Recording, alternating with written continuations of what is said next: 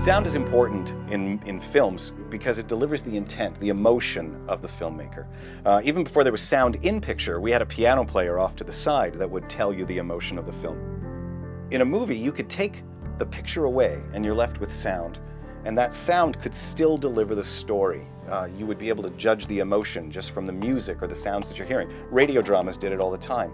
But if you take sound out of the picture, a picture can tell 1,000 words, but we don't know the intent of the emotion of the filmmaker. Emotionally, you need to articulate different things as a filmmaker, and you want a sound system that is able to deliver the softest sound with precision and the loudest sound with visceral force.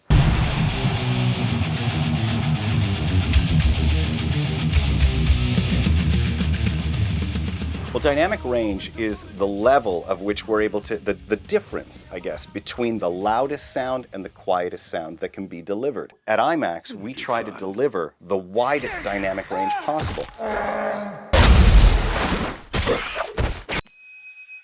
For the quietest levels to work in a film, the room itself has to be quiet. Because if a filmmaker is trying to get an insect to walk across a dry leaf, if the room noise is louder than that dry leaf, you won't even hear it. So we get our theaters quiet by controlling the air conditioning sound, the HVAC system, and we have the acoustic treatment in the room so that sounds are absorbed and the room itself is quiet. Maximizing dynamic range and getting to the top end is all about headroom. It's having more power than you need. So we have amplifiers that are thousands and thousands of watts, not because we're delivering thousands and thousands of watts in the room, but we need that headroom in order to deliver clean power to the speakers. To give you a car analogy, if you wanted a car to drive 60 miles an hour, you wouldn't build an engine that could only go 60 miles an hour, because then you'd be flooring it the whole time. You have an engine that goes 120 or 240 or whatever it is, so that you have that extra headroom. And that's sort of the same way an IMAX amp works. We have an amp far more powerful than we need so that it can deliver the sound without distortion. The IMAX loudspeakers are designed ground up, completely different than any other loudspeaker in the world. They're based off what we call PPS, Proportional Point Source technology. The proportional point source technology allows us to deliver sound to people who are sitting close to the loudspeakers at the same level as those who are sitting further away. They give us a better distribution of sound in the theater, so you don't have to sit in that front center seat. You can sit in a much broader area and hear the sound the way it was intended. The particular physical characteristic that allows us to do that is the design of the horns. On the lower portion of the horn, the flare rate is faster than it is on the upper portion, so that it actually bends the energy distributed on the seats down, covering the seats near the loudspeaker more effectively. And then the expansion of the wavefront as it goes into the room covers the rear seats. A full-range speaker, like the ones that are used in IMAX theaters, deliver a broader spectrum of sound. We get lower lows and higher highs. Even something as simple as the type of wood is examined. They're built by hand. They're braced internally to control resonances and to ensure the stiffness of the enclosure. It's a very careful and detailed approach to designing these boxes. We also, in addition to those full-range speakers, we have subwoofers in our theaters that handle all the really, really low stuff. So the rumble in your chair when the rocket's being launched, that's the work of the subwoofer.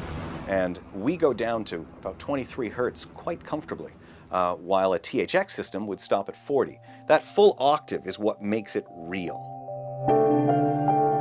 In IMAX, there's a lot of emphasis on the surround channels. We try to immerse the audience in ways that other formats don't. IMAX is all about having a great sound image, so you're in a bubble of sound. We capitalize off this phantom imaging, and that phantom image is being able to place sounds anywhere between speakers, and that allows us to localize things, and that sort of takes advantage of the way as humans we hear. If I snap my fingers, I can tell that the sound is coming from here because it hits this ear at one speed and then has to travel around my head and get to the other ear. And my brain calculates and is able to say, well, there's this time difference between this ear and that ear, the sound must be there. And when we're able to do that in a theater, now all of a sudden those sounds are real. One of the main goals of IMAX is to deliver a consistent experience in every theater. And from an audio front, the way we do that is with an auto calibration system that has microphones in the theater that actually measures every single speaker in that theater every single day. And if there's an anomaly that has shown up today that wasn't there yesterday, that can get adjusted and it gets reported back to the network operations center, where they're able to monitor all of the changes and variables in that theater. And then it can be adjusted so that the theater is back up to spec. And all of this happens without the projectionist or theater management even knowing. It's something that IMAX does to make sure that the quality of the film and the sound remains consistent day after day.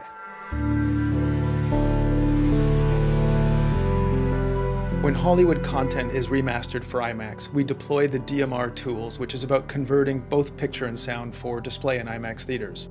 Optimizing audio for IMAX playback isn't remixing. We reformat it. It just allows us to create a really amazing differentiated experience. Well, you could have an alien that's behind you in the 7.1, and you feel it. You feel that alien just doing something behind you. But in the IMAX room, it's like he's really on top of you because he's a little brighter and rounder. And it's not like we want to remix the film for an IMAX room. What we have to do for IMAX is base management. You can't just send it to a transfer house and roll out the EQs that dump into the sub. You have to actually physically work those low frequencies to keep the integrity of your mix and to let it live.